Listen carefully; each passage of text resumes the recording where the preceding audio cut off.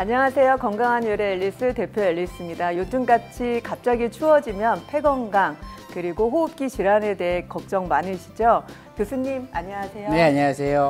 네, 반갑습니다. 네, 안녕하세요. 저는 강동 경희대병원 호흡기 알레르기 내과의 최천웅입니다. 저희 크레너의 직원들이 이 폐질환이나 알레르기 호흡기 질환에 대해서 궁금한 게 많다고 해서 폐질환 건강 정보에 대해서 다양한 궁금증을 한번 풀어보도록 하겠습니다. 찾아가는 진료실입니다. 혹시 인터뷰 좀 가능할까요? 실제로 이제 회의를 하거나 직장 생활을 할 때 이 기침을 많이 하게 되면 좀 남들을 의식하고 미안하고 불편하고 그런 것 때문에 참게 되잖아요. 오히려 기침을 이렇게 참는 게 안 좋은 건지 물어보시죠. 기침을 참을 수 있다는 건 거의 초능력자입니다. 기침을 참을 수가 없습니다. 근데 문제는 불편하죠. 그리고 긴장을 하면 더 기침이 납니다. 그래서 우리가 오페라 극장 같은 데가 조용해야 되는데 막 기침은 더 하잖아요. 물론 이제 어떤 병이 있으면 거기에 대한 병에 대한 약을 먹는 게 맞지만 그렇게 급하게 내가 필요할 때는 현재로서 가장 좋은 거는 이제 사탕 같은 거를 입에 물면 도움이 된다고 되어 있습니다. 그러니까 이제 사탕, 꿀 이런 단성분을 아니면 민트까지도 돼 있어요. 이제 그래서 옛날에 코로나 한참 유행할 때 오페라 극장에서 아침에 사탕을 나눠준 데도 있었어요. 그래서 그런 경우에는 억지로 참으려고 그러면 더 긴장해서 기침이 많이 나니까요.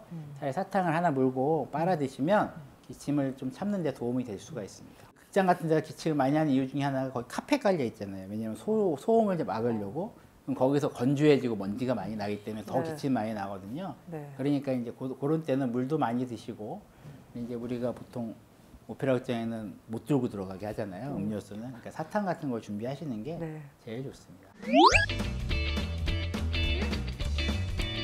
기침의 양상이나 기침 가래의 색깔만으로 어떻게 어떤 질환인지 알 수 있을까요? 하는 질문인데. 그러니까 이제 양상이나 색깔만으로 약간 의심을 할 수는 있습니다. 근데 그거를 저희가 이런 가래는 이런 병, 뭐 이런 기침은 이런 기침을 설명을 잘 안 드리는 이유는 그것만 갖고 판단을 하시면 안 된다는 거고요. 그게 100%는 아닙니다. 그렇기 때문에 의사들도 잘 모르거든요. 근데 그거를 일반인들이 그걸 판단해서 너는 뭐 가래가 뭐 노랗지 않으니까 항생제 안 먹어도 되라든가 너는 기침 소리가 뭐 컹컹거리니까 이거는 뭐 천식일 거야. 그러니까 천식약을 먹어야 이렇게 판단하기는 되게 어려운 거고요. 굉장히 위험할 수 있습니다. 왜냐하면 폐렴이 생겼는데 그냥 괜찮아. 너는 약 안 먹고 항생제 안 먹고 물만 마셔도 돼. 이랬다가 이제 폐렴이 나빠지는 경우도 있으니까 저런 경우에는 함부로 판단하지 마시고요. 저희가 드릴 수 있는 가장 공식적인 말은 기침의 기간을 보는 겁니다. 그러니까 예를 들어서 우리가 보통 감기만 걸려도 2달까지는 기침을 할 수가 있다고 돼 있어서요. 보통 병원에 오시는 분들 중에 뭐 3일, 4일 했다고 오시는데 이제 그건 너무 빠르고요. 보통 2주 정도는 보라고 돼 있고 2주가 넘어가서 기침을 한다. 2주가 넘는다 그러면은 꼭 병원 가서 엑스레이를 찍어보라고 말씀을 드립니다. 그 얘기는 폐렴이나 결핵의 가능성이 있기 때문이고요. 그래서 엑스레이 2주 만에 찍었는데 별게 없다 그러면 조금 더 지켜보시는 거고 2달이 안 넘으면 보통 감기 같은 경우는 2달 안쪽으로 끝나거든요. 근데 만약에 2달이 넘어갔는데도 기침이 안 끊기고 계속된다면 그건 만성기침이라고 얘기해서요. 만성기침의 원인을 찾아줘야 됩니다. 뭐 천식이 있다든지 다른 병이 있다든지 역류성 식도질환이 있다든지 이런 건 진료를 보셔야 되기 때문에 기침의 양상, 뭐 기침의 소리 이런 거보다는 내가 얼마나 오래 기침했는지 보는 기침의 기간이 더 중요하다고 말씀드릴 수 있습니다. 평소에 알레르기 비염이 있어서 이제 증상이 심해질 때마다 항히스타민제를 복용한다고 하는데 또 이분은 감기에 걸리면 이 항히스타민제를 계속 복용해도 좋을까요? 라는 질문이에요. 저도 항히스타민제는 많이 복용하거나 하면 안 된다는 얘기가 있어서 걱정되긴 합니다. 어떨까요? 우리가 이제 보통 감기약 이렇게 얘기를 하잖아요. 근데 감기는 약이 없어요. 왜냐하면 감기는 바이러스 질환이기 때문에 실제로 감기 바이러스를 죽이는 약은 없습니다. 왜냐하면 되게 다양한 바이러스가 있거든요.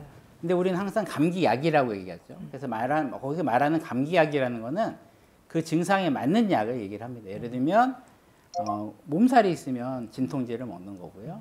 염증이 생기면 뭐 소염제를 먹는 거고, 콧물이 생기면 항히스타민제를 먹는 거고, 기침이 심하면 기침약을 먹는 거고, 이게 이제 감기약이죠.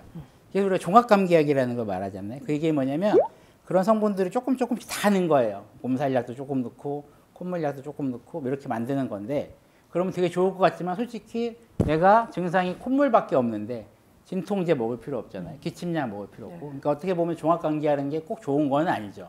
근데 이제 감기에 걸리면 콧물이 많이 나는 게, 특히 알레르기 비염 환자들이 콧물이 많이 나는 거는 두 가지가 있는데요.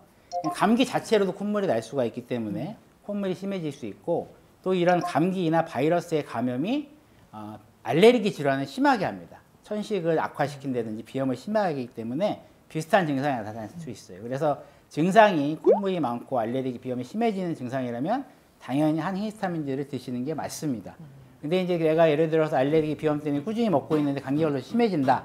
이제 그 감기 걸려서 심해지는 증상을 좋게 해주는 다른 약을 쓸 수도 있는 거기 때문에 환자분들이 알아서 내가 조절해서 먹지, 오늘 하나를 먹다 두 알 먹어야지, 이게 아니라 병원에 가셔서 의사분들의 조언을 듣는 게 더 좋을 것 같습니다.